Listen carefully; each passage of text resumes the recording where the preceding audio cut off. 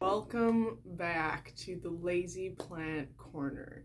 Last time we talked about plants on my 2021 wish list, plants that I'm hoping to add to my collection. And so what better way to balance that out than by talking today about plants that I had in my collection but that sadly are no longer with us. Plants that have bit the dust, are gone, dead, not coming back. Let's talk about them today. Let's pay our respects to the dead plants of my collection. Unfortunately, I'm not a plant expert. I make mistakes. I make risky moves. I purchase plants from big box stores. I bring pests into the home. I do a lot of things that don't bode well for excellent plant care. But that's part of the Lazy Plant Corner. I mean, we can't ask for perfection all the time.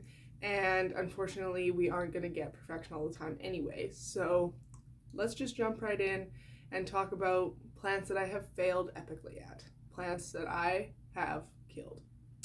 So we're going to start off the list with a bit of it's got a kind of a funny story. So I had a watermelon peperomia.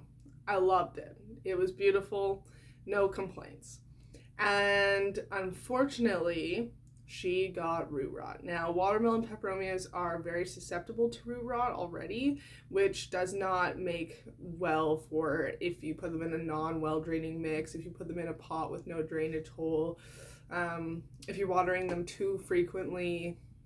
And remember, right, like overwatering is about frequency of watering, not amount of water during watering, because that water drains out from the soil. To be fair, some plants like more water in their soil than less, and vice versa, but overwatering is caused by too frequent of waterings and just not letting the soil dry out or drain in between waterings, not necessarily dumping a bunch of water in one random time. Does that make sense? Okay, so on that note, I killed my watermelon peperomia. It got root rot. It died.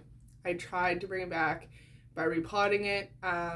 I went away for 3 days. I came back and she was dead. Really dead. Deader than dead. But I got lucky. I found this beautiful watermelon peperomia just a few days ago. Now, this one is from the same place that I bought my first one. In the same size pot. It's like a 6-inch pot. But such a way more beautiful plant. Like, it is just so full and lush, and she has so many babies coming in. She's actually flowering right now. You can see in the middle here, she's got some flowers going on. There you go. Good angle of those flowers. Super cute. They don't really smell like anything, to be honest. I'm probably going to cut them off soon to promote more growth and root growth. That's my main goal with this one, is to just get like tons of root growth going so that it doesn't have such a fragile root system. Watermelon peperomias hold a lot of water in their stems because they're very like hollow stems from what I've heard. And so they don't need as much water in the soil. It just causes them to rot, sorry. But we'll see. I'm gonna try my hand at the watermelon peperomia again. I think that I've learned my lesson. I think that I can do it better, but obviously only time will tell. So fingers crossed for me and my watermelon peperonia. Okay, second plant on this list that I have killed is Ficus benjamina. Now, I found 2 Ficus benjamina about over a year ago at the last place I lived out back near our garbage disposal. And there was one tall one that was about 4 feet tall, and then there was one short one that was about 2 feet tall.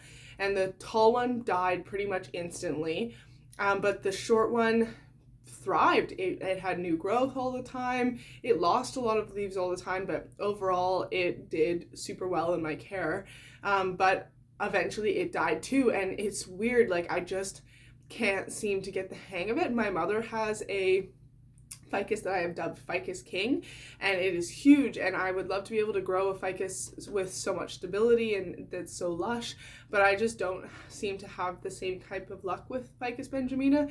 Earlier this year, my mom gifted me a Ficus benjamina because she knew that I really liked them and that I was looking for one for my collection, and it died. It lost all of its leaves. I have the stems of it still, but I can't seem to do well with Ficus benjamina. I think that my problem is that I let the soil dry out too much in between waterings, which I'm pretty bad for with all my plants. But having more plants definitely increases the amount of time that I spend with my plants. So hopefully that should translate to more care for my plants. Doesn't always, but nonetheless, I think that I know my problem and I would like to try Ficus benjamina again. I just am holding off for now because I would rather bring plants in that I know I can care for and that I know I can make thrive rather than bring plants in that I'm confused about or that I don't really have confidence in. Next on the list is Ficus lyrata, or the fiddle leaf fig. Okay, I really wanted a fiddle leaf fig. I love the way they look. They're so lush, they're so beautiful. They've got those big juicy leaves, but they're temperamental and they're finicky. And I brought one in, I put it right in the corner. The room itself, we're in this room right now that it was in. The room itself gets a lot of bright light. It's a south-facing window. I'm sitting right next to it. We've got great lighting, but the light doesn't reach all of the corners of the room. And unfortunately, I think the factors that killed my fiddle leaf fig were two things: not enough light, inconsistent watering. It was constantly getting those red, rusty-looking splotches on it. It wasn't rust. It is from inconsistent watering. But anyways, I think, yeah, like I said, I think I know what my problem was with the fiddle leaf fig. I would love to try again. One day I hope to have a huge, majestic one in my home, like this big baby back here. But it's just not in the cards for right now. I'm thinking about retrying Ficus lyrata in a small form, a dwarf Ficus lyrata, but we'll see, because I just want to make sure I get the conditions right for it, and I don't want to try again before I know exactly what I'm doing. Okay. Next on the list is the Majesty Palm and the Cascade Palm. I put them in the same category because they're both palms, even though they're separate species, genus, subspecies, we'll go with that. Okay, I don't know why I can't keep palms alive, but I can't keep palms alive. My Cascade Palm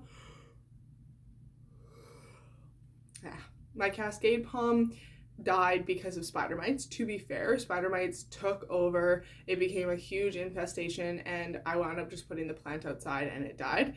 And then my Majesty Palm, I don't know what happened. Like, palms really confuse me. I have heard that they're very hard to grow indoors, and probably more so hard to grow indoors because of where I live. I live in the Pacific Northwest.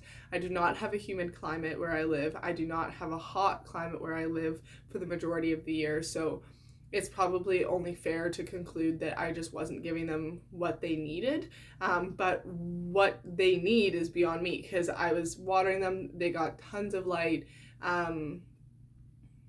I don't know. Could have been a fertilizer issue. I really don't know what I did. Would I try either of these again?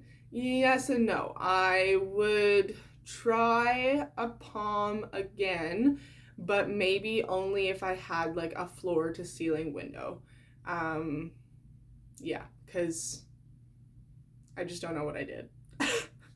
Okay, next is the fern genus, or specifically Boston ferns.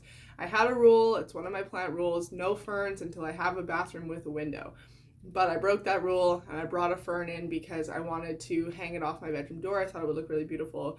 And unfortunately, I couldn't give it enough humidity. Again, I don't live in a humid climate. My place is very dry.